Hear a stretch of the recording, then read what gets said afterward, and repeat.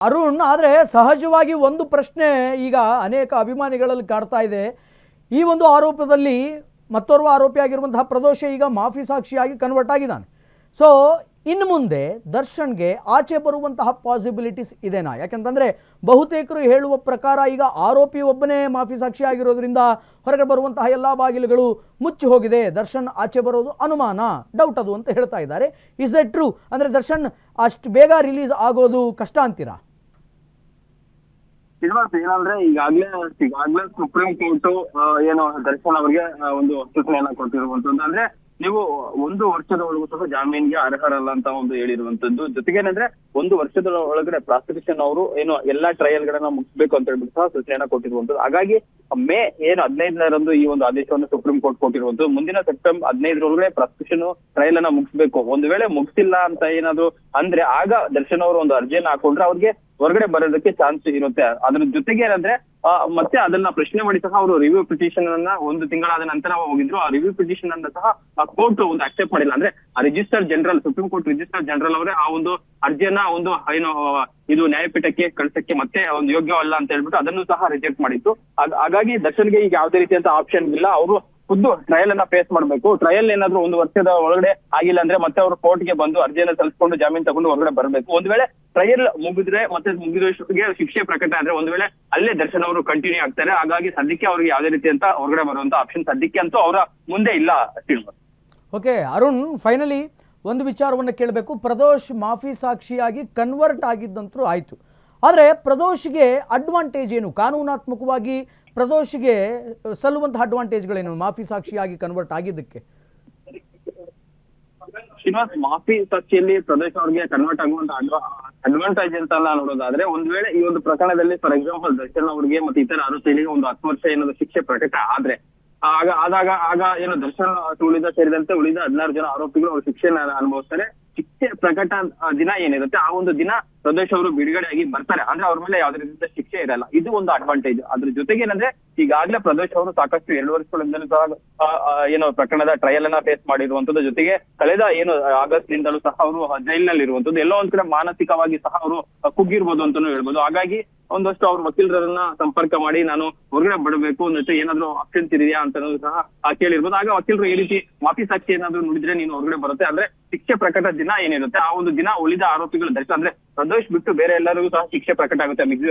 Murder ಕೇಸಲ್ಲಿ minimum ನಿಮ್ಗೆ ಇರುವಂತದ್ದು 10 ವರ್ಷಗಳ ಕಾಲ ಒಂದು ಶಿಕ್ಷೆ ಇರುವಂತದ್ದು. ಹಾಗಾಗಿ ಎಲ್ಲ ಆರೋಪಿಗಳು ದರ್ಶನ್ ಸೇರಿದಂತೆ ಉತ್ತರ ಆರೋಪಿಗಳು 10 ವರ್ಷ ಶಿಕ್ಷೆಯನ್ನ ಫೇಸ್ ಮಾಡಿದ್ರೆ ಆ ದಿನ ಏನಂದ್ರೆ ಪ್ರದೋಷ್ ಅವರು ಹೊರಗಡೆ ಬರ್ತಾರೆ. ಅದೊಂದು ಅಡ್ವಾಂಟೇಜ್ ಅವ್ರಿಗೆ ಸಿಗುವಂತದ್ದು. ಅದ್ರ ಜೊತೆಗೆ ಬೇಗ ಟ್ರಯಲ್ಗೆ ಒಂದು ಟ್ರಯಲ್ ಮುಗಿತು ಅನ್ನೋ ಒಂದು ಸಹ ಅಡ್ವಾಂಟೇಜ್ ಸಿಗುವಂತ ಸಾಧ್ಯತೆ ಇರುವಂತದ್ದು. ಶ್ರೀನಿವಾಸ್, ಓಕೆ, ಧನ್ಯವಾದಗಳು ಅರುಣ್ ನಿಮ್ಮೆಲ್ಲ ಮಾಹಿತಿಗೆ. Thank you. ಎಸ್, ಒಟ್ಟಾರೆಯಾಗಿ ಇದು ಮಾಫಿ ಸಾಕ್ಷಿಯಿಂದ ಆಗುವಂತಹ ಆಗು ಹೋಗುಗಳು. ಲಿಟ್ರಲಿ ಈಗ A14 ಆರೋಪಿಯಾಗಿರುವಂತಹ ಪ್ರದೋಷ್ ಮಾಫಿ ಸಾಕ್ಷಿಯಾಗಿ ಕನ್ವರ್ಟ್ ಆಗಿದ್ದಾರೆ. ನಾನು ಆಗಲೇ ಹೇಳ್ತಾ ಇದ್ದೆ, ತನಗೆ ತಿಳಿದಂತಹ ಎಲ್ಲ ಸತ್ಯವನ್ನು ಕೋರ್ಟಿನ ಮುಂದೆ ಬಹಿರಂಗಪಡಿಸುವಂಥದ್ದು, ಪ್ರಾಸಿಕ್ಯೂಷನ್ ಪರವಾಗಿ ಮಾಫಿ ಸಾಕ್ಷಿಯಾಗುವಂಥದ್ದು, ಇದೆಲ್ಲವೂ ಕೂಡ ಮಾಫಿ ಸಾಕ್ಷಿಯ ಪ್ರಮುಖ ಲಕ್ಷಣಗಳು. ಪ್ರದೋಷ್ ಮಾಫಿ ಸಾಕ್ಷಿ ಆಗಿ ಈಗ ಹೊರಗಡೆ ಬಿದ್ದಿದ್ದಾರೆ. ಷರತ್ತುಬದ್ಧವಾದಂತಹ ಕ್ಷಮಾದಾನವನ್ನು ಕೋರ್ಟ್ ಮಾಡುತ್ತೆ. ಆ್ಯಂಡ್ ಪ್ರದೋಷ್ ಹೇಳುವಂತಹ ಎಲ್ಲ ಸಾಕ್ಷಿಗಳನ್ನು ಕೂಡ ನ್ಯಾಯಾಲಯ, ಪೊಲೀಸರು ಮತ್ತೆ ಅದನ್ನು ಪರಿಶೀಲನೆ ಅನ್ನುವಂಥದ್ದನ್ನು ಮಾಡ್ತಾರೆ. ಇಫ್ ಸಪೋಸ್ ಒಂದು ವೇಳೆ ಮಾಫಿ ಸಾಕ್ಷಿ ಆದಮೇಲೆ ಇದೇ ಪ್ರದೋಷ್ A14 ಆರೋಪಿಯಾಗಿರುವಂತಹ ಪ್ರದೋಷ್ ಏನಾದರೂ ಒಂದು ವೇಳೆ ಸುಳ್ಳು ಸಾಕ್ಷಿ ಹೇಳಿದರೆ ಅಥವಾ ಬೇರೆ ಹೇಳಿಕೆಗಳನ್ನು ಹೇಳಿದರೆ ಆತನಿಗೆ ಕೋರ್ಟ್ ನೀಡಿದಂತಹ ವಿಧಿಸಿದಂತಹ ಕ್ಷಮಾದಾನವನ್ನು ಕಂಪ್ಲೀಟಾಗಿ ರದ್ದು ಮಾಡುತ್ತೆ. ಒಂದು ವೇಳೆ ನಿಜವಾಗಲೂ ಆತ ನ್ಯಾಯಯುತವಾಗಿ ಸತ್ಯವನ್ನೇ ನುಡಿದ ಅಂತಂದರೆ ಸತ್ಯವಾದಂತಹ ವಿಚಾರಗಳನ್ನು ಸಾಕ್ಷಿ ಮೂಲಕವಾಗಿ ಕೋರ್ಟಿನ ಮುಂದೆ ಇಟ್ಟರೆ ಪ್ರದೋಷನಿಗೆ ಶಿಕ್ಷೆ ಅನ್ನುವಂಥದ್ದು ಕಡಿಮೆಯಾಗುತ್ತೆ. 16 ಜನ ಏನು ಆರೋಪಿಗಳಿದಾರಲ್ಲ ಅವರುಗಳಿಗೆಲ್ಲ ಏನು ಶಿಕ್ಷೆ ಆಗ್ತಾ ಇದೆ ಕಾನೂನುಬದ್ಧವಾಗಿ ಆ ಎಲ್ಲ ಶಿಕ್ಷೆಗಿಂತಲೂ ಕಡಿಮೆ ಶಿಕ್ಷೆ ಪ್ರದೋಷನಿಗೆ ಆಗುತ್ತೆ. ಯಾಕೆಂತಂದರೆ ಒಂದು ಮಾತೇ ಇದೆ, ಪ್ರಾಯಶ್ಚಿತ್ತಕ್ಕಿಂತ ದೊಡ್ಡ ಶಿಕ್ಷೆ ಇಲ್ಲ ಅಂತ. ಸೊ ಹೀಗೆ ಪ್ರದೋಷನಿಗೆ ಕಡಿಮೆ ಶಿಕ್ಷೆ ಆಗುತ್ತೆ ಅನ್ನುವಂತಹ ವಿಚಾರಗಳು ಕೂಡ ಬೆಳಕಿಗೆ ಬಂತು. ಆ್ಯಂಡ್ ನನ್ನ ಸಹೋದ್ಯೋಗಿ ಅರುಣ್ ಕೂಡ ಅದನ್ನು ಹೇಳಿದರು, ಶಿಕ್ಷೆ ಕಡಿಮೆ ಆಗುತ್ತೆ ಮಾಫಿ ಸಾಕ್ಷಿ ಆಗೋದರಿಂದ ಅನ್ನುವಂತಹ ವಿಚಾರಗಳು ಕೂಡ ಬೆಳಕಿಗೆ ಬಂತು. ಸೊ ಮಾಫಿ ಸಾಕ್ಷಿ ಆಗ್ತೀನಿ ಅಂತ ಪ್ರದೋಷ್ ಏನು ಕೋರ್ಟ್ ಮುಂದೆ ಹೋಗಿ ಹೇಳಿದ್ದ ಅದನ್ನು ನ್ಯಾಯಾಲಯ ಈಗ ಸ್ವೀಕರಿಸಿದೆ. ಮುಂದೆ ಎಷ್ಟು ಡಿಟೇಲ್ಡ್ ಆಗಿ ರೇಣುಕಾಸ್ವಾಮಿಯ ಹತ್ಯೆಯ ದಿನ ರೇಣುಕಾಸ್ವಾಮಿಯ ಕೊಲೆ ನಡೆದಂತಹ ದಿನ ಏನೆಲ್ಲ ಆಯಿತು ಅನ್ನುವಂಥದ್ದನ್ನು ಎಷ್ಟು ಪಿನ್ ಟು ಪಿನ್ ಡೀಟೇಲ್ಡ್ ಆಗಿ ಮುಂದಿನ ದಿನಗಳಲ್ಲಿ ಪ್ರದೋಷ್ ಹೇಳ್ತಾ ಹೋಗ್ತಾರೆ.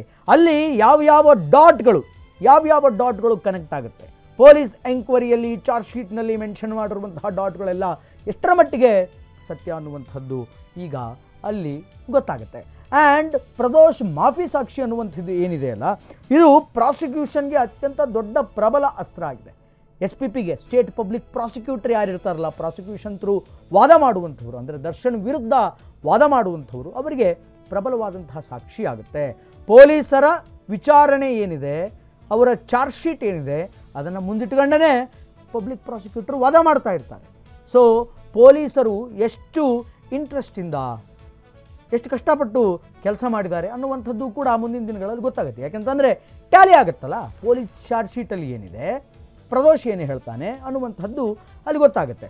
ಸೊ ಎಲ್ಲೋ ಒಂದು ಕಡೆ ಅದು ಕೂಡ ಮ್ಯಾಚ್ ದಿ ಫಾಲೋಯಿಂಗ್ ಲಿಸ್ಟಲ್ಲಿ ಬರುತ್ತೆ, ಅದು ಕೂಡ ಮ್ಯಾಚ್ ಆಗುತ್ತೆ ಅನ್ನುವಂತಹ ವಿಚಾರಗಳು ಕೂಡ ರೈಟ್ ನಾವು ಈಗ ನಾವು ಕಂಡುಕೊಳ್ಳಬಹುದು. ಹೀಗೆ state public prosecutor, if I am not wrong, Prasanna Kumar ಅಂತ ಅನಿಸುತ್ತೆ, ಅವರಿಗೆ ಇದು ದೊಡ್ಡ ಪ್ರಬಲ ಅಸ್ತ್ರ ಆಗುತ್ತೆ. ಇನ್ನು ದರ್ಶನ್ ಪರ ವಕೀಲರಾಗಿರ್ಬಹುದು, ಪವಿತ್ರ ಗೌಡ ಪರ ವಕೀಲರಾಗಿರ್ಬೋದು, Stoney Brooks owner Vinay Gowda ಆತನ ಪರ ವಕೀಲರು, ಇನ್ನು ಈ ದರ್ಶನ್ PA ನಾಗರಾಜ ಆತನ ಪರ ವಕೀಲರು, ಇವರಿಗೆಲ್ಲರಿಗೂ ಕೂಡ ಬಹಳ ದೊಡ್ಡ ಪ್ರಮಾಣದ ಹಿನ್ನಡೆ ಇದು ಅಂತ ಅನಿಸುತ್ತೆ. ಯಾಕೆ ಅಂತಂದರೆ ಬೇರೆ ಸಾಕ್ಷಿಗಳನ್ನು ಯಾಕೆ ದರ್ಶನ್ಗೆ ಜಾಮೀನು ಕೊಡಲಿಲ್ಲ ನ್ಯಾಯಾಲಯ, ಜಾಮೀನನ್ನು ಯಾಕೆ ಕೊಡಲಿಲ್ಲ ದರ್ಶನ್ಗೆ ನ್ಯಾಯಾಲಯ, ಬೇರೆಯವರಿಗೆ ಇದು ಕೊಟ್ಬಿಡುತ್ತೆ, ಏನು ಜಾಮೀನು ಕೊಟ್ಬಿಡುತ್ತೆ, ಬೇಲ್ ಕೊಟ್ಬಿಡುತ್ತೆ, ದರ್ಶನ್ಗೆ ಯಾಕೆ ಕೊಡಲಿಲ್ಲ ಅಂತಂದರೆ ಸೊಸೈಟಿಯಲ್ಲಿ ಪ್ರಬಲವಾಗಿರುವಂತಹ ಶಕ್ತಿಯುತವಾಗಿರುವಂತಹ ವ್ಯಕ್ತಿ ಜಾಮೀನಿನ ಮೇಲೆ ಹೊರಗಡೆ ಬಂದರೆ ಸಾಕ್ಷಿ ನಾಶ ಮಾಡಬಹುದು ಅನ್ನುವಂತಹ ಒಂದಿಷ್ಟು ಆಲೋಚನೆಗಳು ಸರ್ವೇ ಸಾಮಾನ್ಯವಾಗಿ ಪ್ರಾಸಿಕ್ಯೂಟ್ರಿಗಿರುತ್ತೆ, ಪಬ್ಲಿಕ್ ಪ್ರಾಸಿಕ್ಯೂಟ್ರಿಗಿರುತ್ತೆ. ಅದರಿಂದ